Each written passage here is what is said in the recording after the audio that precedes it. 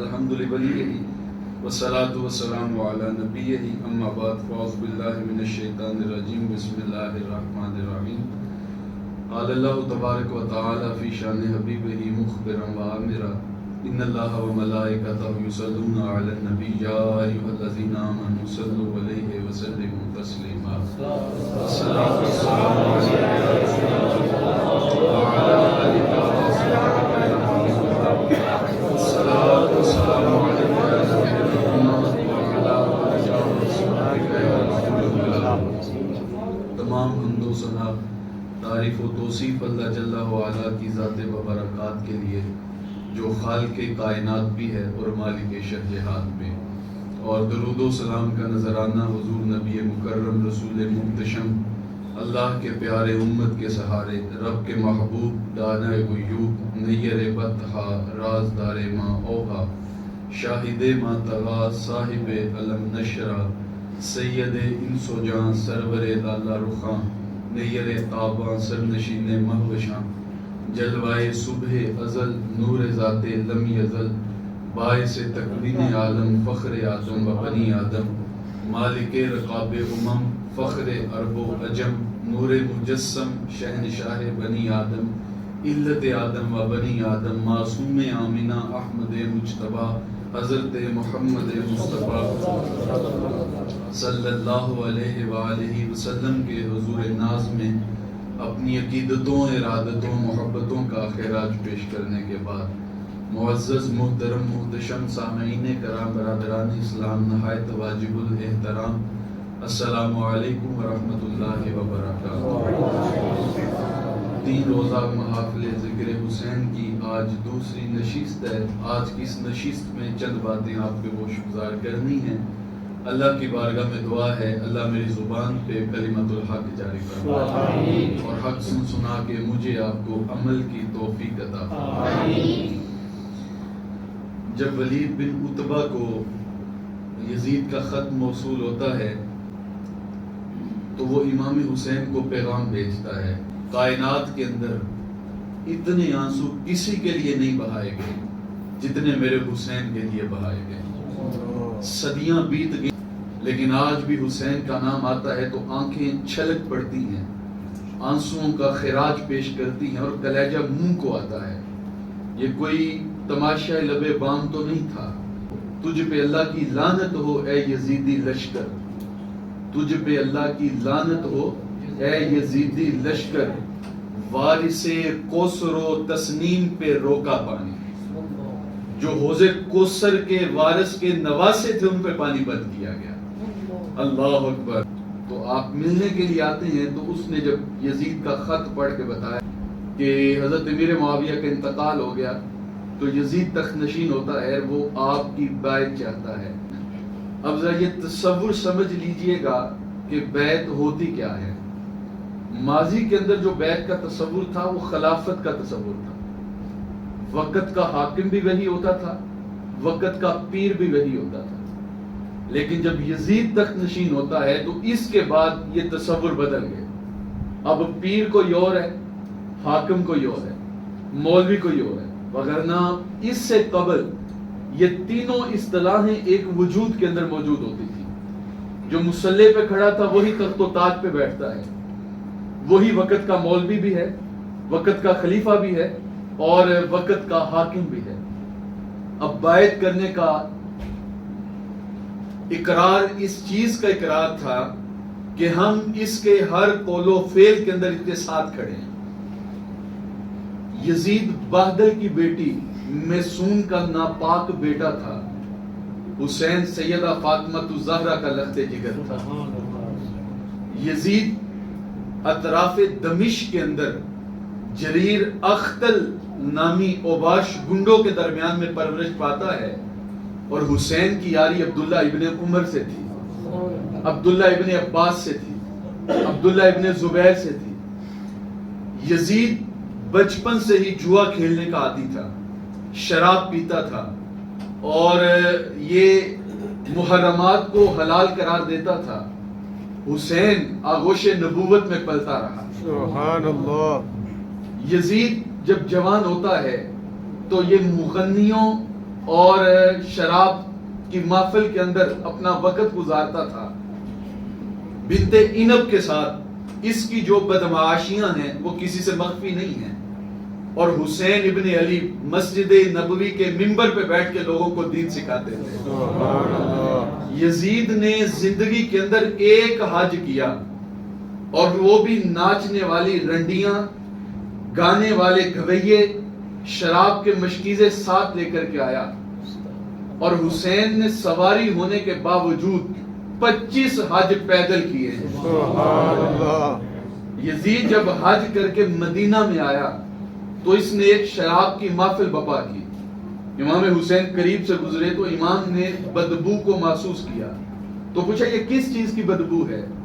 تو یزید کہنے لگا کہ یہ شام کے اندر بنتی ہے، اور ایک پیالہ امام کی جانب بڑھاتے ہوئے کہا کہ آپ اس کو پی لیجئے۔ قرآن یہ تو نہیں کہتا کہ شرابیوں کے لیے خرابی ہے، بلکہ قرآن کہتا ہے نمازیوں کے لیے خرابی ہے۔ تو امام الیاذ باللہ کہتے ہوئے آگے بڑھ گئے۔ یہی اس کے سیاہ کارنامے نہیں تھے، بلکہ جب ولید بن عتبہ کو اس نے مدینے کا گورنر منتخب کیا تو اس نے کہا 3 دن کے لیے میں تم پہ مدینے کو حلال کرتا ہوں۔ 10,000 تابعی قتل کیے گئے یزید کے حکم پہ، 700 صحابہ رسول کو شہید کیا گیا، 1002 شیزائیں بغیر نکاح کے حاملہ ہوئی اس کے گنڈوں کی بدماشیوں کی وجہ سے۔ حضرت ابو سعید خدری بڑھاپے کا عالم ہے، گھر سے باہر نکلتے ہیں، یزیدی فوج آگے تھی، جا کر کے پکڑ لیا، کہا کون ہو؟ کہا ابو سعید خدری ہوں۔ کہا ہاں تمہارا نام سنا ہے، تمہارے پاس کچھ ہے تو ہمیں دو۔ تو انہوں نے کہا میں تو فقیر آدمی ہوں، میرے پاس کچھ بھی نہیں ہے۔ تو انہوں نے 2 کبوتر رکھے تھے اور یہ وہ بھی لوٹ کے لے گئے، اور ابو سعید خدری کی سفید داڑھی کو پکڑ کے آپ کے منہ پہ تھپڑ مارا گیا۔ 3 دن تک مسجد نبوی کے اندر گھوڑے باندھے گئے اور منبر رسول کی توہین کی جاتی رہی، نہ اذان ہوئی نہ اقامت ہوئی۔ حضرت سعید ابن المسیب آنکھوں سے نابینا ہے، کہتے ہیں میں حضور کے روزے کے پاس بیٹھا تھا تو میرے پاس جب یہ آتے تو مجھے نبینا پکڑ کے چھوڑ دیتے، تو میں اس پریشانی کے اندر تھا کہ نماز کیسے پڑھوں گا، نہ تو اذان ہے نہ اقامت ہے، تو نماز کے وقت کا مجھے پتہ کیسے چلے گا؟ تو میں حضور کے روزے کے ساتھ لگ کے بیٹھ گیا۔ اللہ اکبر، ایک تو ہی تے ہیں میری آساں دا سہارا، دس کنوں کرا یاد جے تینوں نہ کرا میں، اور مرنے کی طرف دیکھ نہ جینے کی طرف دیکھ، جب چوٹ لگے دل پہ مدینے کی طرف دیکھ۔ اللہ اکبر۔ تو کہا میں حضور کے روزے کے ساتھ لگ کے بیٹھ گیا۔ پھر جب اذان کا وقت ہوا تو کہتا ہے میں نے روزے سے اذان بھی سنی، اقامت بھی سنی، اور حضور کے پیچھے نماز بھی ادا کی۔ اللہ اکبر۔ ایک خاتون کے ہاں ابھی بچہ پیدا ہوا تھا، قابلہ دائیا اس کو پہلا دودھ کشید کرنے کے لیے ماں کے پیٹ پہ لٹاتی ہے، اور یہ شکی آگے بڑھتے ہیں اور اس بچے کو ٹانگ سے اٹھا لیتے ہیں اور کہتے ہیں تمہارے پاس کچھ ہے تو دو، نہیں تو ہم تمہارے بچے کو قتل کر دیں گے۔ پہلا دودھ بچہ ماں سے لے رہا تھا، تو ماں رو کر کے کہتی ہے کہ بیٹا اگر میرے پاس قیمتی سے قیمتی چیز بھی ہوتی تو میں تیری جان کے لیے قربان کر دیتی، لیکن میرے پاس کچھ بھی نہیں ہے۔ ایک بدبخت نے ٹانگ سے پکڑ کے بچے کو دیوار کے ساتھ مارا، اس کا دماغ پھٹا اور بھیجا باہر نکل آیا۔ اللہ اکبر۔ کعبۃ اللہ کے اوپر حضرت اسماعیل کے عوض میں جو دمبا آیا تھا اس کے سینگ رکھے گئے تھے۔ اس بدبخت کی بدکاریوں کی وجہ سے کعبۃ اللہ کا غلاف جلنے لگا اور وہ سینگ بھی جل گئے۔ اسی لیے ان ایام کو تاریخ کے اندر ایام حرہ کہتے ہیں۔ حضرت عبداللہ بن زبیر کہتے ہیں ہم نے یزید کے خلاف خروج اس وقت کیا جب ہمیں یہ یقین ہونے لگا کہ کہیں اس کی کرتوتوں کی وجہ سے آسمان سے پتھر نہ اترنے لگ جائے اور اللہ کا عذاب نہ اترے۔ یہ کردار اس کا امام حسین کے سامنے تھا۔ تو ولید بن عتبہ کہتا ہے کہ یہ یزید کا خط ہے، اب آپ دیکھ لیں کیا کرنا ہے۔ تو امام فرماتے ہیں کہ جنہوں نے اپنی آنکھوں سے اس کی یہ کرتوتیں دیکھی تھی وہ یزید کے ہاتھ پہ ہاتھ کیسے رکھتے؟ کہا ولید تو جانتا ہے میرے جیسا شخص چھپ کے بیعت نہیں کرتا۔ مروان بن حکم پاس بیٹھا تھا، تو کہنے لگا ابھی نکل گئے تو دوبارہ ہاتھ نہیں آئیں گے، ان کو پکڑ دو۔ امام کے کانوں میں یہ آواز پڑی، امام پاؤں کے بل پلٹ کے کہنے لگے مروان بن حکم کیا کہتا ہے کہ ان کو پکڑ دو، تو نہیں جانتا میں کون ہوں؟ کہا میں فاطمہ کا بیٹا ہوں، علی کا لخت جگر ہوں، محمد کا نواسا۔ ہمارے گھر میں وحی اترتی رہی ہے، قرآن ہمارے گھر میں اترا ہے، ہمارے گھر میں تو بغیر اجازت کے جبریل بھی نہیں آتا، تو کون ہے؟ اللہ اکبر۔ جب امام نے یہ بات کی تو آسان خطا ہو گئے، ہمت نہ پڑی آگے بات کرنے کی۔ تو میرے امام باہر نکلے اور جا کر کے سیدہ زینب سے ملتے ہیں اور اپنی بہن سے کہتے ہیں کہ بہن مدینہ چھوڑنا ہوگا۔ اللہ اکبر۔ بہن نے پوچھا کیا بات ہے؟ کہا یزید تخت نشین ہوا ہے اور وہ بازید ہے کہ مجھے حسین کی بیعت لے کے دو، میں کسی بھی صورت پہ یزید کے ہاتھ پہ ہاتھ نہیں رکھوں گا، تو میں نہیں چاہتا کہ ہمارے خون کی وجہ سے حضور کا مدینہ لالا زار بنے اور حضور کے مدینے کی حرمت پامال ہو۔ اللہ اکبر۔ یار حضور سب کچھ جانتے تھے تو حضور کربلا کی مشکل کے لیے دعا کر دیتے نا کہ مالک یہ مشکل نہ آئے، تو مشکل ٹل جاتی۔ یہ تو مستجاب الدعوات تھے، کوئی دعا تو رد ہو ہی نہیں سکتی تھی۔ اور اگر کوئی یہ کہے کہ ان کو پتہ نہیں تھا، تو ایک روایت کے لفظ ہیں کہ فرشتے کسی معاملے کے اندر آپس کے اندر بحث کر رہے تھے، تو اللہ نے مخاطب ہو کر کے مجھ سے پوچھا محبوب یہ فرشتے کس معاملے میں بحث کر رہے ہیں؟ تو میں نے کہا مالک مجھے اس چیز کا علم نہیں ہے۔ تو اللہ نے اپنا دست قدرت، میں دست قدرت کہہ رہا ہوں وگرنہ الفاظ نہیں ہے، حضور فرماتے ہیں اللہ نے اپنا دست قدرت میری پشت پہ رکھا، دست قدرت پشت پہ آیا، ٹھنڈ دل تک محسوس ہوئی۔ فَعَلِمْتُ مَا فِي السَّمَاوَاتِ وَالْأَرْضِ، کا جو کچھ ہو گیا تھا، جو کچھ ہونے والا تھا، اللہ نے سب کا علم مجھے عطا کر دیا۔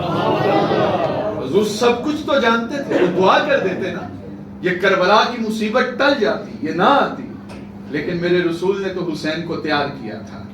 حضور اپنی زبان حسین کے منہ کے اندر رکھتے ہیں اور امام حسین ایسے چوستے ہیں جیسے کھجور کی گٹلی کو چوسا جاتا ہے، اور شاید حضور جانتے تھے کہ یہ میرا بیٹا پیاسا رکھا جائے گا، تو اس کی پیاس کی سختی کو کم کرنے کے لیے میرے نبی اپنی زبان امام حسین کے منہ میں رکھتے ہیں۔ زمانے نے وہ منظر بھی دیکھا، حضور کندھوں پہ بٹھا کر کے حسین کو باہر نکلتے ہیں تو سامنے سے حضرت عمر بن خطاب آتے ہیں، تو حضرت عمر مخاطب ہو کے کہتے ہیں واہ حسین تیرا مقدر، کیسی سواری میسر آئی۔ حضور فرماتے ہیں عمر سواری دیکھتے ہو، سوار بھی تو دیکھو نا کتنا اعلیٰ ہے۔ یہ حسین جو نبی کے کندھوں پہ سواری کرتا رہا، آج اس حسین کو مجبور کر دیا گیا کہ مدینہ الرسول چھوڑ دے۔ اللہ اکبر۔ پلے بڑے یہاں پہ، کھیلے مسجد نبوی کے صحن کے اندر، مدینے کی گلیوں کے اندر کھیلتے رہے، اور یارانے پاکیزہ لوگوں کے ساتھ کائنات کی جو سب سے پاکیزہ ہستیاں ہیں، جو مطہر نفوس ہیں، ان کے درمیان یہ پلے بڑے ہیں، اور آج امت رسول نے مجبور کر دیا کہ مدینہ الرسول چھوڑ دو۔ اب امام حسین اپنے گھر والوں کو اکٹھا کرتے ہیں، ٹوٹل 143 یا 47 افراد ملتے ہیں، جن میں 73 افراد اہل بیت کے تھے۔ امام حسین لے کر کے نکلتے ہیں، حضرت محمد بن حنفیہ کے علاوہ خاندان نبوت کے جتنے لوگ تھے آپ ساتھ لے کے نکلتے ہیں، اور ان کو پیچھے چھوڑتے ہیں کہ حالات سے ہمیں آگاہ کرتے رہنا۔ اور رات کے اندھیرے کے اندر جب یہ قافلہ، یہ ملکوتی قافلہ نکلتا ہے، اللہ اکبر، شاید آج ہوریں بھی جھانک جھانک کے دیکھتی ہوں گی کہ محمد کے خانوادے کو آج بے گھر کر دیا گیا، جن کے صدقے میں کائنات کو عزت ملی، جن کے صدقے میں دستاروں کو عزت ملی، آج ان پاکیزہ وجودوں کو شہر بدر کر دیا گیا، مجبور کیا گیا شہر چھوڑنے کے لیے۔ اچھا یہاں پہ میں آپ کی توجہ چاہوں گا، امام حسین مدینہ رسول نہ چھوڑتے اور یزید کے ہاتھ پہ بیعت کر لیتے تو خاندان نبوت کے سارے لوگ بچ جاتے۔ یہ کوئی چھوٹی بات تھی؟ آج کا جو ہمارا تصوف کا ایک معاملہ ہے تو یہ بالکل کربلا کے میدان سے الٹ ملتا ہے۔ میاں تصوف کیا تھا؟ تصوف تو تھا وقت کے یزید کی آنکھوں میں آنکھیں ڈال کے بات کرنا۔ اقبال نے جب کسی نے پوچھا کہ تصوف کیا ہے تو اقبال کہتا ہے کہ فقر اوریاں گرمیے بدر حنین، فقر اوریاں بانگے تکبیر حسین، فقر قرآن احتساب ہست و بود، نور باب مستی رقص و سرود۔ اقبال کہتا ہے ڈھول کی تھاپک پہ ناچنے کا نام تصوف نہیں ہے، بے پردہ خواتین کی مجالس بپا کر کے ان سے دادے عیش وصول کرنے کا نام تصوف نہیں ہے، نذرانے بٹورنے کا نام تصوف نہیں ہے، بلکہ کربلا کے تپتے ہوئے ریگزار میں حسین ابن علی کی للکار کا نام تصوف ہے۔ حسین نے یزید کی آنکھوں میں آنکھیں ڈال کے بات کی۔ ہم پیر ہوتے ہیں یار، حسین سے بڑا بھی کوئی سجادہ دنیا پہ موجود تھا؟ کوئی صاحب زادہ تھا جو حسین سے بھی بڑھ کے ہو؟ لیکن مدینہ رسول چھوڑ دیا۔ اگر وہاں پہ بیٹھتے کوئی خانقاہ بنا لیتے، نہ جاتے وہاں سے۔ جب یزید نے کہا تھا مجھے ان کی بیعت چاہیے، تو یزید جانتا تھا کہ اصل بیعت تو ان کی ہے، یہ بیعت کریں گے تو لوگ پیچھے آئیں گے نا، اور اگر یہ بیعت نہیں کرتے تو کہیں ایسا نہ ہو کہ کل کو یہ کوئی محاذ کھڑا کرے میرے لیے تو میرے لیے مشکل ہو جائے۔ کیونکہ مدینہ سارا تو امام حسین کا مرید تھا، تو امام حسین بھی کہتے نا کہ یہ تو ہمارا کام ہی کوئی نہیں، ہم تو مولوی ہوتے ہیں، ہم تو پیر ہوتے ہیں، ہم تو خانقاہوں کے وارث ہیں، ہم گدی بنا کے بیٹھ جائیں، لوگ آئیں نذرانے لے دم کرے بات ختم۔ لیکن میرے حسین کہتے ہیں نہیں، یزید میرے نانے کے دین کو بدلنے کی کوشش کرتا ہے، مجھے کسی بھی قیمت پہ بدلنا پڑا تو میں یزید کا رستہ بدلوں گا۔ یزید کا مکروہ چہرہ بے نقاب کرنا تھا اور لوگوں کے سامنے رکھنا تھا کہ یزید تھا کیا، یہ وقت کا امام تھا، مصلی پہ نماز پڑھاتا تھا۔ حضرت واصف علی واصف کا قول رات کو میری نظر سے گزرا اور آپ کی توجہ چاہوں گا۔ حضرت واصف علی واصف کہتے ہیں اللہ تمہیں موقع دے نا تو پھر تحقیق نہ کرنا۔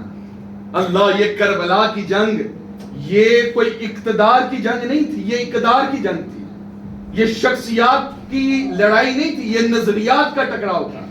یزید کیا کہتا تھا؟ وہ کہتا تھا شراب جائز ہے، ماں کے ساتھ نکاح جائز ہے، بہن کے ساتھ نکاح جائز ہے، اور بھانجی کے ساتھ بھتیجے کے ساتھ نکاح جائز ہے، نماز پڑھو کوئی بات نہیں، نہیں پڑھتے پھر بھی کوئی بات نہیں۔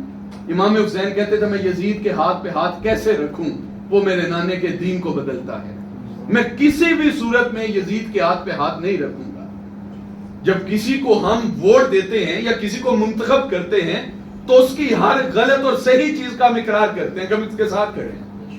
ہم کہتے ہیں چلو وہ نہیں تو یہ سے، اس کے اندر تھوڑے عیب ہیں، میاں کیوں تھوڑے عیب بھی قبول کریں؟ آج کے ہمارے حکمران 5 وقت کے نمازی، شب زندہ دار، تہجد گزار اور خوف خدا رکھنے والے، وہ آپ بھی جانتے ہیں، وہ میں بھی جانتا ہوں، لیکن یزید تو امامت کرواتا تھا نا، تو پھر امام حسین نے بیعت کیوں نہ کر لی؟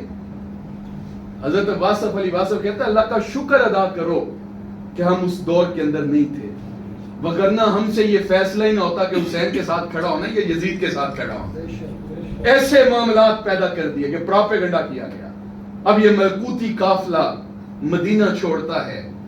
حضرت زینب سلام اللہ علیہ سے امام حسین مخاطب ہو کے کہتا تم یہاں پہ رکو، میں آخری بار اپنے نانا کی قبر کی زیارت کرتا ہوں۔ حضور کے روزے پہ آتے ہیں، یہ آخری ملاقات تھی جو حضور کے ساتھ امام حسین کی ہوتی ہے، اور امام حسین جانتے تھے کہ اب دوبارہ حاضری نہیں ہوگی۔ میرے شیخ گرامی قبلہ پیر زادہ رضا ثاقب دامت برکاتہم القدسیہ فرماتے ہیں کہ میں سفر مدینہ میں تھا تو سر راہ میری کسی بوڑھے سے ملاقات ہوئی، میں ان سے باتیں کرنے لگا تو عصر کا وقت قریب آیا تو میں نے کہا اچھا بابا اللہ تجھے لمبی زندگی دے۔ میں یہ بات کر کے اٹھا تو بابا پھوٹ پھوٹ کے رونے لگ گیا۔ میرے شیخ فرماتے ہیں میں نرم دل کا شخص ہوں تو میں تو یہاں کسی کا دل نہیں توڑتا، اور روزہ رسول کے قریب تو کہتا میں اس شخص کے قریب چلا گیا۔ میں نے کہا بابا میں نے تو کوئی ایسی بات بھی نہیں کی تو رویا کیوں ہے؟ تو بابا کہنے لگا کہ کتنے سال ہو گئے میں مدینے سے باہر نہیں نکلتا کہ مدینے سے باہر نکلوں کہیں موت نہ آ جائے، تو اب بھی مجھے زندگی کی دعا دیتا ہے۔ یار لوگ تو وہاں پہ موت مانتے ہیں جس کا مسکن ہی مدینہ تھا، جو پیدا ہی مدینے میں ہوا تھا، جس کو سواری کے لیے حضور کے کندھے میسر آئے تھے، اس حسین ابن علی کے لیے مدینہ چھوڑنا کتنا مشکل ہوگا۔ اب امام حسین آخری حاضری حضور کے روزے پہ آتے ہیں پیش کرنے کے لیے، حضور سے مخاطب ہو کر کے کہتے ہیں نانا جان میرا دل تو نہیں چاہتا یہاں سے جانے کے لیے، لیکن مجھے پتا ہے کہ وہ میرے خون کے پیاسے ہیں، اگر یہاں پہ رہوں تو پھر آپ کے مدینے کی زمین کو میرے خون سے لالازار کیا جائے گا. مجبوری کے اندر میں مدینہ الرسول چھوڑ رہا ہوں. اللہ اکبر. اب امام حسین یہ قافلہ لے کر کے نکلتے ہیں اور راستے کے اندر جگہ جگہ پہ آپ نے خطبے دیے. راستے کے اندر ترماح بن عدی بن حاتم، یہ حاتم تائی کا پوتا تھا اور یہ اس کا باپ صحابی رسول تھا. یہ امام حسین سے ملتا ہے اور مل کر کے کہتا ہے کہ اگر آپ اجازت دیں تو میں 30,000 کا لشکر جرار آپ کی پشت پہ کھڑا کر دوں اور یزیدی آپ کا کچھ بھی بگاڑ نہیں پائیں گے. تو میرے امام فرماتے ہیں میں اپنے لیے تو جا ہی نہیں رہا. میرے غم گسارو میرے پیارو، مجھ کو نہ روکو مجھ کو جانے دو، مجھے نانے کے دی کی ڈوبتی کشتی بچانے دو. میں جاتا ہوں وفا کا نام رہ جائے، کچھ رہے یا نہ رہے عظمت اسلام رہ جائے. میں نہیں جاتا تو ہمارے گھر کی آن جاتی ہے، لوگوں تمہارا دین جاتا ہے میری غیرت ایمان جاتی ہے. امام حسین اس کے باوجود جاتے ہیں. 8 ذی الحجہ کو امام حسین مدینہ مکہ المکرمہ میں ہوتے ہیں. اللہ اکبر. اب وہاں پہ آپ احرام باندھتے ہیں حج کی نیت سے اور آپ کو پتہ چلتا ہے کہ کچھ دشمن حج کے مجمع کے اندر قتل کے ارادے سے شامل ہوئے ہیں. تو آپ کہتے ہیں کہ میں یہاں پہ اپنے خون کو نہیں گرنے دینا چاہتا، بلکہ آپ اپنا احرام عمرے میں بدل لیتے ہیں. یا کتنی آرزو ہوتی ہے اللہ اپنے گھر کا حج نصیب فرمائے اور کسی نے حج کی نیت سے احرام باندھا ہو اور پھر عمرے میں تبدیل کرنا پڑے. تو یہ تو کوئی اس سے پوچھے نا. اللہ اکبر. تو امام حسین عمرے کے اندر اس کو تبدیل کرتے ہیں اور پھر آپ وہاں سے نکلتے ہیں. مکہ المکرمہ بھی چھوڑ دیتے ہیں. وہاں پہ مسلسل کوفیوں کے خط آنا شروع ہوتے ہیں. حضرت ہمارے پاس کوئی ایسا شخص نہیں ہے جس کے ہاتھ پہ ہم بیعت کر سکیں. ہم یزید کا ساتھ نہیں دینا چاہتے، آپ ہمارے پاس آئیں اور ہم آپ کے ہاتھ پہ بیعت کریں گے. مسلسل یہ خط آپ کو آتے ہیں. مسلم بن عقیل کو آپ اپنا مخبر بنا کر کے آگے بھیجتے ہیں اور یہ خط ساتھ روانہ کرتے ہیں کہ میں اپنی جگہ پہ مسلم بن عقیل کو بھیج رہا ہوں، تو تم ان کے ہاتھ پہ بیعت کر دو تاکہ مجھے پتہ چلے کہ کتنے لوگ ہمارے ساتھ موجود ہیں. اب مسلم بن عقیل وہاں پہ پہنچتے ہیں تو 40,000 کوفیوں نے حضرت مسلم بن عقیل کے ہاتھ پہ بیعت کی.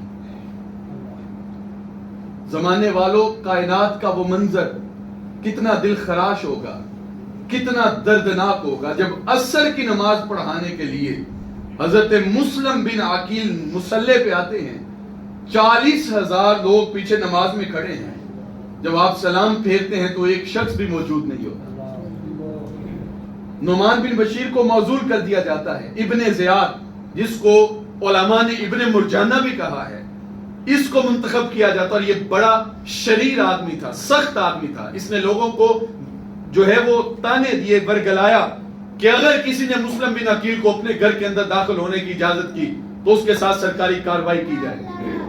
لوگوں نے اس ڈر سے اپنے دروازے بند کر لیے کہیں مسلم بن عقیل ہمارے گھر میں نہ آ جائے. ایک ایک دروازے پہ مسلم بن عقیل جاتے ہیں. میاں تم نے میرے ہاتھ پہ بیعت نہیں کی تھی؟ وہ کہتے ہیں جی کیا کریں، حکومت کے آگے بڑے سخت ہیں. اللہ اکبر. پھر بے دردی کے ساتھ مسلم بن عقیل کو بھی شہید کر دیا جاتا ہے. حضرت مسلم بن عقیل پہلے خط لکھ چکے تھے کہ آپ آ جائیں، حالات بہت اسودہ ہیں، اتنے لوگوں نے میرے ہاتھ پہ بیعت کر لی. امام حسین وہاں سے سفر کی تیاری کرتے ہیں تو لوگ آتے ہیں، صحابہ حضرت عبداللہ بن زبیر، عبداللہ بن عمر اور عبد الرحمن بن ابو بکر رضی اللہ تعالیٰ عنہ اور دیگر صحابہ رسول آتے ہیں اور آ کر کے کہتے ہیں کہ آپ نہ جائیں. آپ نہیں جانتے الکوفی لا یوفی، کوفی کبھی بھی وفا نہیں کرتا. پہلے دھوکے سے آپ کے والد کو شہید کیا، پھر آپ کے بھائی کو شہید کیا. امام حسین فرماتے ہیں مجھے پتا ہے میرے ساتھ کیا ہونے والا ہے، لیکن میں اس کے باوجود جاؤں گا. کیوں؟ وَلَكُمْ فِيَّا أُسْوَةٌ. قیامت تک باطل کے خلاف کھڑے ہونے کے لیے لوگوں کے پاس کوئی نمونہ تو موجود ہو. کوئی یہی نہ کہے کہ ہمارے پاس تو کوئی نمونہ کوئی نہیں. مہاتما گاندھی نے جب سامراج کو للکارا تھا تو اس نے اپنی قوم کو مخاطب ہو کے کہا تھا، اس نے کہا تھا کہ جن کی حکومت کے اندر سورج طلوع بھی ہوتا ہے غروب بھی ہوتا ہے، ان کے ساتھ ٹکر لینا یہ دیوار کے ساتھ سر پھوڑنے کے مترادف ہے. تم کہو گے یہ تو سیدھی جو ہے وہ بیوقوفی ہے، یہ پاگل پن ہے. لیکن لوگوں میں کیا کروں، اس کے باوجود میں ان سے ٹکراؤں گا، میرے سامنے حسین ابن علی کا کردار موجود ہے۔ جب باطل کے مقابلے میں نکلنا ہو تو پھر لشکر تو دیکھے ہی نہیں جاتے، پھر تعداد تو دیکھی ہی نہیں جاتی۔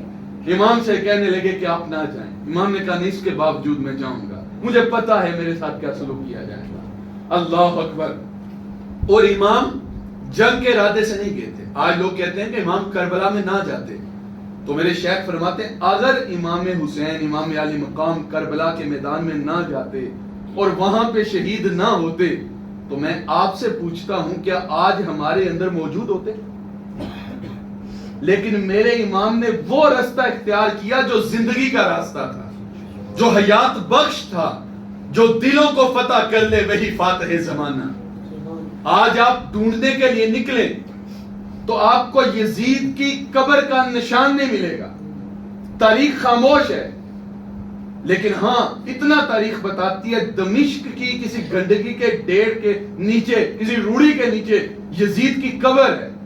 بدبخت کسی جو ہے وہ بدبودار بیماری کے اندر مبتلا ہوا اور کوئی اس کے قریب بھی نہیں جاتا تھا اور مر گیا، لوگوں نے پکڑ کے گندگی کے ڈھیر پہ ڈال دیا۔ جس کا طوطی بولتا تھا، زمانہ جس کا غلام تھا، جس نے بظاہر لگتا تھا کہ یزید جیتا ہے، اور لوگوں نے یہ فلسفے رکھے کہ کربلا 2 شہزادوں کی جنگ تھی، اور میاں اگر کربلا 2 شہزادوں کی جنگ تھی، قلم کے اندر زور ہے تو لکھو حسین ہار گئے، تمہارے لہجے میں تنتنا ہے تو کہو حسین ہار گئے، تمہاری گفتگو کے اندر زور ہے تو کہو حسین ہار گئے۔ زمانہ کل بھی کہتا تھا، زمانہ آج بھی کہتا ہے، حسین کل بھی جیتا تھا، حسین آج بھی جیتا ہے۔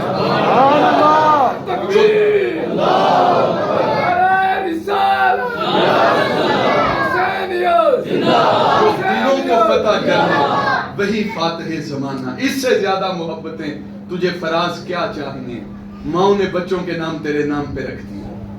امام سے کہا گیا حضور آپ نہ جائیں۔ اللہ اکبر۔ میرے امام فرماتے ہیں مجھے پتا ہے میرے ساتھ کیا ہونے والا ہے۔ لوگوں نے کہا اگر آپ نے جانے کا ارادہ بنا ہی لیا ہے تو کم از کم حج کرتے چلے جائیں۔ باقی دن ہی کتنے تھے، گھنٹے باقی بچتے تھے، دن تو بچتے ہی نہیں تھے، تو آپ حج کرتے چلے جائیں۔ میرے امام مخاطب ہو کے کہتے ہیں لوگوں ایک حج تمہارا ہوگا، ایک حج میرا ہوگا۔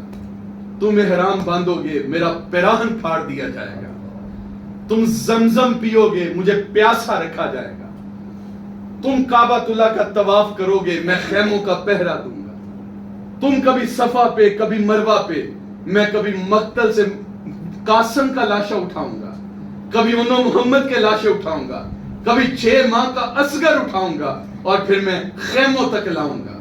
تم سر منڈواؤ گے، تمہارا حج مکمل ہوگا، میں سر کٹاؤں گا، میرا حج مکمل ہوگا۔ لوگوں ایک حج تمہارا ہے، ایک حج میرا ہے، لیکن جو حج میرا ہے وہ قیامت تک کے حجوں کے لیے بانک پن ہوگا، وہ قیامت تک کے حجوں کے لیے ایک مثالی حج ہوگا۔ کہ مجھے جانے کو۔ اللہ اکبر۔ مسلسل کوفیوں کے خط آتے ہیں۔ اب میرے امام جاتے ہیں، ابن زیاد ابن مرجانہ حر بن یزید ریاحی کو 1000 کا لشکر دے کر کے بھیجتا ہے کہ آپ امام حسین کا راستہ روک کر کے ان کو کربلا کی جانب لے کے آؤ۔ لوگ کہتے ہیں امام نکلے تھے تو ان کے ساتھ کوئی گیا کیوں نہیں؟ وہ جنگ کے ارادے سے تو گئے ہی نہیں تھے۔ میرا آپ کا کوئی تعلق تو ہے، محبت کا رشتہ ہے۔ میں آپ سے کہوں کہ جناب میں نے ابھی نکلنا ہے تو کیا آپ میرے ساتھ نہیں نکلیں گے؟ یا میں کسی ہنگامی صورتحال کے اندر آپ کو آواز دیتا ہوں تو جو میرے ساتھ محبت رکھتے ہیں، عقیدت رکھتے ہیں، وہ میری آواز پہ نہیں آئیں گے؟ تو مجھے بتائیے نواسہ رسول ہو اور آواز دے تو کوئی آتا نہ، بلکہ میرے امام نے تمام حجت پوری کرنی تھی، جنگ کے لیے نہیں، وگرنہ جنگ کے لیے جاتے تو آلات حرب و ضرب بھی تو ساتھ ہوتے۔ پھر مخدرات اسلام کو ساتھ لے کے جانے کا مقصد کیا تھا؟ آپ اپنے خانوادے کو لے کے نکلتے ہیں اور لوگوں سے کہتے ہیں میں تم سے کوئی مطالبہ نہیں کرتا۔ اللہ ترما بن عدی بن حاتم کی پیشکش کو ٹھکرا دیتے ہیں۔ مسلسل کوفیوں کے خط آتے ہیں۔ میرے امام کہتے ہیں کہ میں اس کے باوجود جاؤں گا۔ اب حر بن یزید ریاحی یہ قریب آتا ہے اور اس کے دل کے اندر بھی کچھ محبت اہل بیت تھی، اور یہ آ کر کے راستہ روکتا ہے اور کہتا ہے میں آپ سے جنگ کے ارادے سے نہیں آیا، بلکہ مجھے آپ کا راستہ روکنے کے لیے وہاں پہ بھیجا گیا ہے۔ لیکن اس کے باوجود کو وہ مزاحمت نہیں کرتا، پھر پیچھے سے ابن زیاد ایک جاسوس کو بھیجتا ہے. اب ابن سعد دیکھنے آیا تھا کہ یہ کرتا کیا ہے, تو یہ امام حسین کے قریب آ کے کہنے لگا کہ میں مجبور ہوں, اب آپ کو میرے ساتھ چلنا پڑے گا. کربلا نظریات کا ٹکراؤ تھا. یہاں سے سیکھنے کے لیے ہمیں بہت کچھ ملتا ہے, لیکن ہم نے وہ نہیں سیکھا. صرف رو لینا, محرم کے دن پانی کی سبیل لگا لینی, دودھ کی سبیل لگا لینی, نیاز حسین پکا کے سمجھنا ہم نے حق ادا کر دیا, تو میاں یہ کھوکھلے نعرے ہیں. محبت دلیل مانگتی ہے, عمل ثبوت مانگتا ہے. سارا سال تمہاری پیشانی سجدوں سے خالی رہے اور تم کہو ہم حسینی ہوتے ہیں. حسین نے تو کربلا کے تپتے ہوئے ریگزار میں بھی سجدہ قضا نہیں ہونے دیا. صابر وہ ہوتا ہے, بہت ساری چیزیں خانوادہ رسول سے سیکھنے کے لیے ہیں اس کربلا کے میدان کے اندر. ایک ہوتا ہے پریکٹیکل اور ایک ہوتی ہے تھیوری. اسلام کی تھیوری دیکھنے کا شوق آئے تو قرآن دیکھ لو, یہ اسلام کی تھیوری ہے, مکمل ضابطہ حیات ہے. اور اگر اسلام کا پریکٹیکل دیکھنے کا شوق آئے تو کربلا کے میدان میں حسین ابن علی کا کردار دیکھو. یہ پریکٹیکل کر کے امام حسین نے بتایا. صابر وہ ہوتا ہے ایک تعریف کے مطابق کہ جس کی معمولات عبادت قضا نہ ہو. جتنا مرضی بڑا صدمہ ہے لیکن عبادت کے معمول قضا نہیں ہوتے, وہ بندہ صابر ہے. 5 وقت نماز باجماعت پڑھنے کا بندہ عادی ہے. جوان بیٹے کی میت پڑی ہے, تدفین ہونی ہے ظہر کے وقت اور باپ مسجد کے اندر پہلی صف کے اندر فجر کے وقت پایا گیا, ہم کہیں گے بندہ صابر ہے. قرآن پڑھنے کا عادی ہے, کوئی صدمہ ایسا ہو گیا, کوئی مرگ ایسا ہو گیا, لیکن تلاوت قرآن کو چھوڑا نہیں ہے اور ترک نہیں کیا اور فجر کے بعد قرآن پڑھتے ہوئے پایا گیا, ہم کہیں گے بندہ صابر ہے. اور میاں اگر یہی تعریف ہے صابر کی تو پھر آؤ نا کربلا کے میدان میں حسین ابن علی کا سجدہ دیکھو. صابر ایسا 71 لاشیں پڑے ہیں اور لاشیں بھی بیگانوں کے نہیں ہیں. یہاں پہ کوئی 53-55 سال کی عمر کا شخص ہو اور اس کو یہاں سے لے کے باہر گیٹ تک کوئی 5 سے 7 چکر مسلسل لگوائے جائیں تو اس کا سانس پھول جائے گا, ہاتھ پاؤں پھول جائیں گے. لیکن یار سلام پیش نہ کریں حسین ابن علی کو. 71 لاشیں کندھوں پہ اٹھا کے لاتے ہیں اور لاشیں بھی بیگانوں کے نہیں تھے. کوئی بھانجا تھا, کوئی بھتیجا تھا, کوئی بیٹا تھا. جوان بیٹے کی میت ہو تو وہ تو ویسے ہی کمر توڑ دیتی ہے. ایک آدمی کو 10 آدمی سنبھالا دینے والے ہوں, اس کے جوان کی موت ہو اور موت بھی تبھی ہو, لیکن باپ سنبھالنے سے سنبھلتا نہیں ہے. جب میت اٹھائی جاتی ہے اور باپ کو 4 آدمی کندھوں سے پکڑ کے چلتے ہیں, میاں یہ کون ہے؟ کہا جاتا ہے اسی کے نور نظر کی تو میت جا رہی ہے. یار موت بھی تبھی ہو, باپ کو 10 آدمی سنبھالا دینے والے ہوں, باپ پھر بھی نہیں سنبھلتا تو سلام پیش نہ کریں حسین ابن علی کو. جوان اکبر کی لاش کندھوں پہ اٹھا کے لاتا اور کہتا مالک حسین کی یہ قربانی بھی قبول فرما. پائے استقلال کے اندر لرزش نہیں آتی, قدم ڈولتے نہیں ہیں. اللہ اکبر. امام حسین نے کربلا کے میدان کے اندر وہ تاریخ رقم کی جب آپ کو حر بن یزید ریاحی نے رستہ روک کر کے کربلا کے میدان کی جانب لے کر کے گیا. اللہ اکبر. اور وہاں پہ خیمے گاڑے گئے اور یہ مسلسل 7 محرم کو یہ اصرار کرنے لگے کہ ہمارے ساتھ لڑائی کرو. امام حسین ایک تمام حجت پوری کرتے تھے. کبھی قرآن لے کے آتے, تم دیکھتے نہیں ہو یہ میرے نانا پہ نازل ہوا. کبھی 6 ماہ کا بچہ اٹھا کے لاتے, تم یہ نہیں دیکھتے میں بچے ساتھ لے کے آیا ہوں. لیکن وہ کہتے نہیں, ہم تو لڑائی کی نیت سے آئے ہیں. میرے امام پھر 9 محرم کو وہ کہتے ہیں کہ آپ ہمارے ساتھ قتال کریں. ابن زیاد بھی وہاں پہ موجود تھا. خیموں کو گھیر دیا گیا. امام حسین کہنے لگے کہ ہمیں 1 رات کی مہلت دے دو تاکہ ہم اللہ کی عبادت کر دیں. اللہ اکبر. صابر ایسے. اور پیچھے فاطمہ کے دودھ کا اثر تھا نا. حضور سیدہ فاطمہ سے مخاطب ہو کے کہتے ہیں فاطمہ تہجد کے نوافل ادا کیا کرو, رات کو نماز پڑھا کرو. حضرت فاطمہ الزہرا نماز پڑھنے کے لیے مصلی پہ آتی ہیں. پہلی رکعت کا پہلا سجدہ ادا کرتی ہیں کہ مسجد سے مؤذن کی فجر کی اذان کی آواز آنے لگتی ہے. جلدی جلدی دوسری رکعت مکمل کر کے ہاتھ اٹھا کے کہتی ہیں مالک کوئی 1 رات تو ایسی بنا دے تیری بندے تو یہ جی بھر کے سجدہ تو کر دے. اس صابرہ کے بیٹے ہیں اور باپ کی شان و شوکت کا مالک ہے اللہ اکبر، کربلا کے ریگزار کے اندر ہیں. آج تو ہمیں تھوڑا سا بخار ہے تو ہماری نماز قضا ہو جائے، ہماری آنکھیں بے حیائی کرتی رہیں، ہم کہ ہم حسینی ہیں. میاں کربلا کے میدان کے اندر بھی سیدزادوں نے سجدہ نہیں چھوڑا اور سیدزادیوں نے پردہ نہیں چھوڑا. ہم نماز بھی ترک کریں، پردہ بھی چھوڑ دیں، ہم کہ حسینی ہیں. یہ کیسے حسینی ہیں؟ کیا پانی بانٹ دینے کا نام حسینی ہونا ہے؟ ہمیں تو وہ وقت مارتا ہے کہ جب قیامت کے دن میرے رسول حسین کا کٹا ہوا سر لے کے آئیں گے اور پھر امت سے پوچھیں گے یہ قدر کی میری تبلیغ کی. وہ امت کیسے نانا سے شفاعت کا حق مانگے گی جس نے 6 ماہ کا بچہ بھی نہ چھوڑا، جس نے جوانوں کی جوانی کا لحاظ بھی نہ کیا، امام حسین کے بڑھاپے کا خیال بھی نہیں کیا، اور پھر کہے کہ حضور ہماری شفاعت کریں گے. یہ کس منہ کے ساتھ ہم نعرہ لگاتے ہیں؟ کس منہ کے ساتھ ہم حضور کی شفاعت کا دم بھرتے ہیں؟ یہ ہمارے کرتوت ہے. یزید کے ساتھ ٹکراؤ یہ تماشا لبے باندھ تو نہیں تھا، وقت کے حکمران کے ساتھ ٹکرانا تھا. اور خاندان رسول نے یہ انوکھی اور بیلی داستان رقم کی. کربلا کے میدان کے بعد یہ مشکل ان کے لیے مشکل نہیں تھی، یہ تو رب کی تقدیر پہ راضی تھے. اللہ اکبر. ملک بن حشام کے دور کے اندر یہ بنو امیہ کا بڑا تگڑا حکمران گزرا ہے. تو یہ جب آیا امام زہری آئے امام کے پاس تو آپ کے ہاتھوں اور پاؤں کے اندر ہتھ کڑیاں تھی، بیڑیاں تھی. اس کو خیال یہ تھا کہ کہیں یہ کوئی مہم شروع نہ کر دے، لوگ ان کے ہاتھ پہ بیعت کرنے لگ جائیں گے، کیونکہ پھر یہی تو رہ گئے تھے خاندان رسول کے. اور کربلا کا سارا منظر امام زین العابدین نے اپنی کھلی آنکھوں سے دیکھا تھا. اتنے دکھ کسی کو نہیں پہنچے جتنے امام زین العابدین کو پہنچے. جب بھی پانی پینے لگتے روتے، کہتے مجھے سکینہ کی پیاس یاد آتی ہے، مجھے علی اصغر کا تڑپنا یاد آتا ہے، مجھے باس کے کٹے ہوئے بازو یاد آتے ہیں، مجھے 71 لاشیں یاد آتے ہیں. بلکہ بعض دفعہ تو ایسا ہوتا شہر سے وحشت ہوتی تو جنگلوں میں نکل جاتے، وہاں پہ جا کے اللہ اللہ کرتے. جب مالک اشتر کی قیادت میں مختار سکوی کی فوجیں نکلی تو یہ وہ شخص تھا جس نے کہا میں قاتل حسین چن چن کے ماروں گا.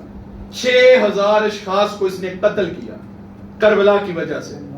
اب اس کے دور کے اندر ابن زیاد اپنے گھوڑے کو دھراتا ہوا جنگلوں میں نکلا، ایڑ لگائی، گھوڑا بھدک گیا اور دور جگہ کسی پہ لے گیا.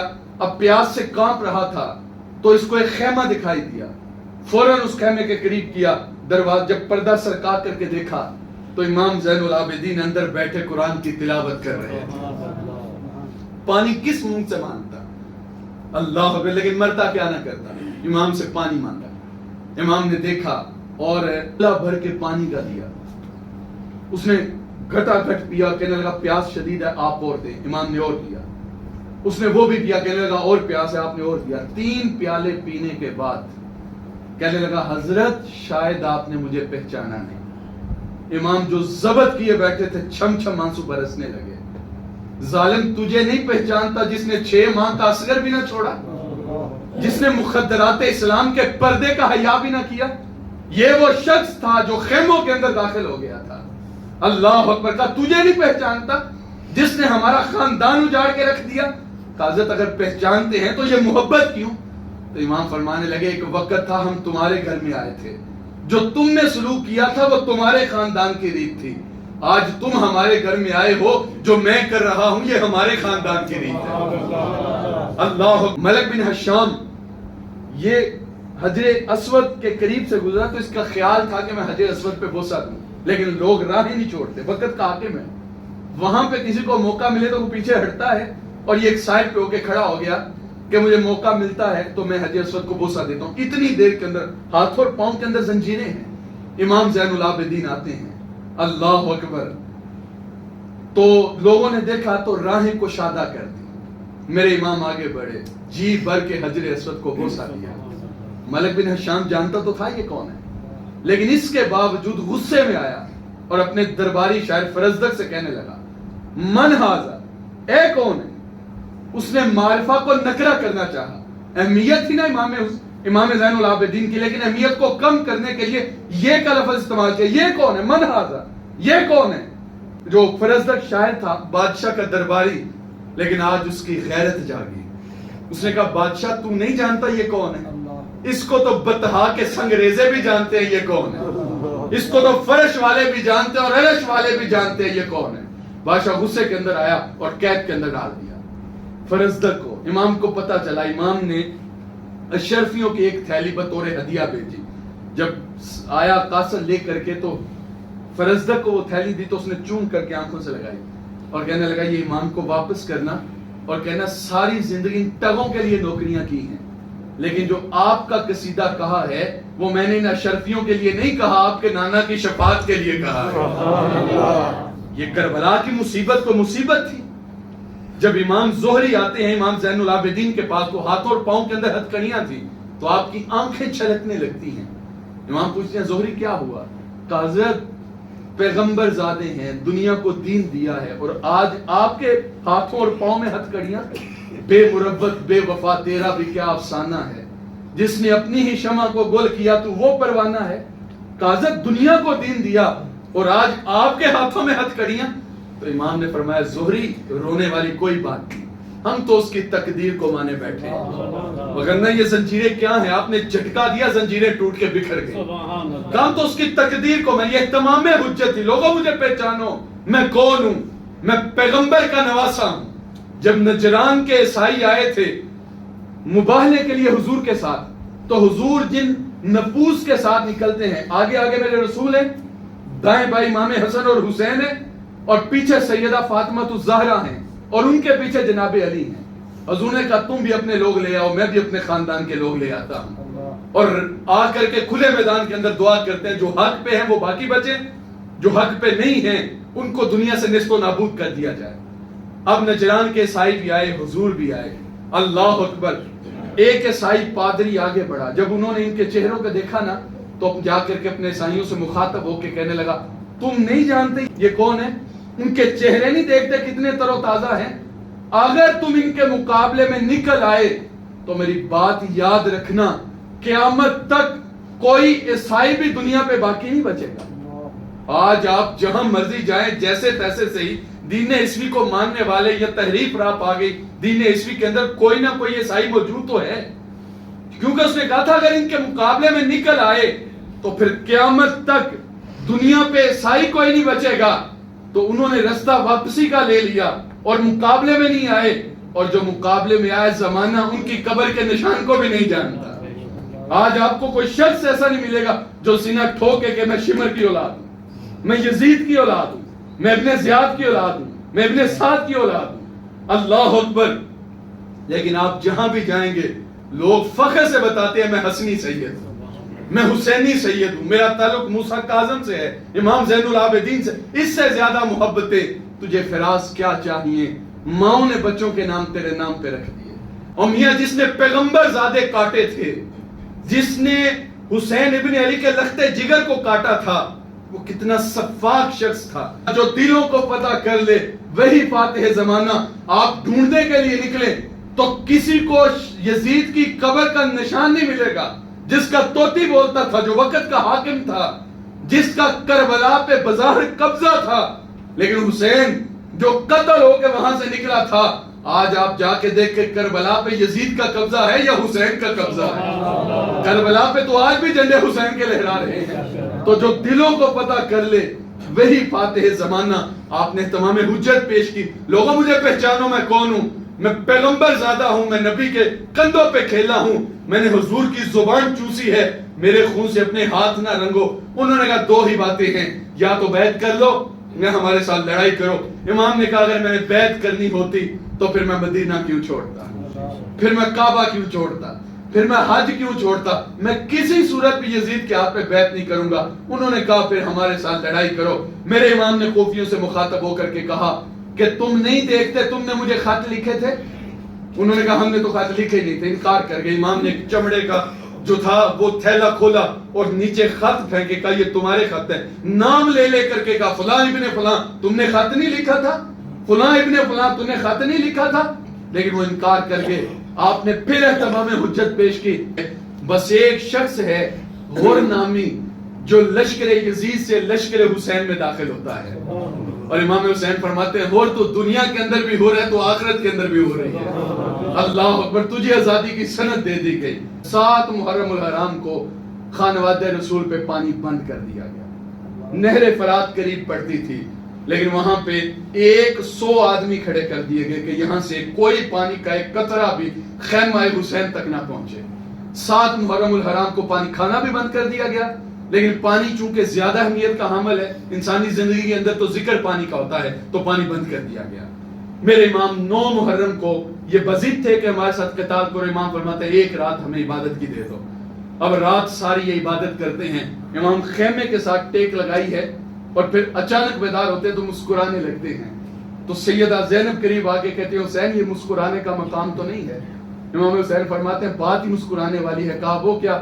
کہا میں سویا، مقدر نے یاوری کی، آمنہ کے لال کی زیارت نصیب کی۔ تو کہا پھر کہا حضور نے مجھے بشارت دی ہے حسین میں تجھے لینے کے لیے آیا ہوں۔ سیدہ زینب رونے لگی، کہا بہن میں تجھے تلقین کرتا ہوں واویلا نہ کرنا، کہا میں تجھے صبر کی تلقین کرنا ہوں، بلکہ میرے بعد تو نے اس خانوادہ رسول کو مدینے پہنچانا ہے۔ اللہ اکبر۔ اور پھر 10 محرم الحرام کی صبح تھی، شہزادہ علی اکبر اذان پڑھتے ہیں۔ کربلا کے ریگزار کے اندر شہزادہ علی اکبر کی آواز گونجتی ہے۔ کائنات نے ایسی اذان سنی نہیں تھی جو شہزادہ علی اکبر نے کربلا کی ریت کے اوپر دی۔ کربلا کی ریت بھی شرمندہ تھی، فضا بھی شرمندہ تھی۔ یہ ہمارے اوپر کیا ہو رہا ہے؟ ہم نے تو سمجھا تھا شہزادہ رسول آئے گا، ہم ٹھنڈی ہواؤں سے استقبال کریں گے، لیکن یہاں سارا نقشہ بدل کے رکھ دیا گیا۔